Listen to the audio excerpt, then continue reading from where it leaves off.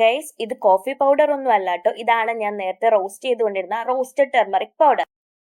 അപ്പൊ നമുക്ക് ഈ റോസ്റ്റഡ് ടെർമറിക് പൗഡർ വെച്ച് ഒരു ഫേസ് പാക്ക് ആയാലോ? അടുത്തതായിട്ട് ഒറിജിനൽ കോഫി പൗഡർ അതിലോട്ട് ആഡ് ചെയ്യാം. പിന്നെ ഞാൻ തൈരാണ് ആഡ് ചെയ്യുന്നത്, എൻ്റെ കയ്യിൽ ഹണി ഇല്ലാത്തത് കൊണ്ടാണ്. പിന്നെ ഇതുപോലെ നല്ല പേസ്റ്റ് രൂപത്തിലാക്കി എടുക്കണം. ആദ്യം ഒരു ഗമയ്ക്ക് സ്പൂൺ കൊണ്ടൊക്കെ ഒന്ന് അപ്ലൈ ചെയ്യാൻ നോക്കി, പക്ഷെ പറ്റിയില്ല. അങ്ങനെ ഞാൻ കൈ കൊണ്ട് തന്നെ ഫേസ് ഫുൾ അപ്ലൈ ചെയ്തു. എന്നിട്ട് ഞാൻ കുറച്ച് ഭാഗം ഒന്ന് റിമൂവ് ചെയ്തിട്ട് ഇവിടെ കാണിക്കുവാണേ. ബ്രൈറ്റ് ആവുന്നതിനോടൊപ്പം ഒന്ന് റെഡിഷ് ആയ പോലെയും എനിക്ക് തോന്നിയായിരുന്നു. ഗൈസ്, ഇതാണ് ആ പാക്ക് റിമൂവ് ചെയ്തിട്ടുള്ള എൻ്റെ ഒരു ആഫ്റ്റർ ഫേസ് ലുക്കാണിത്.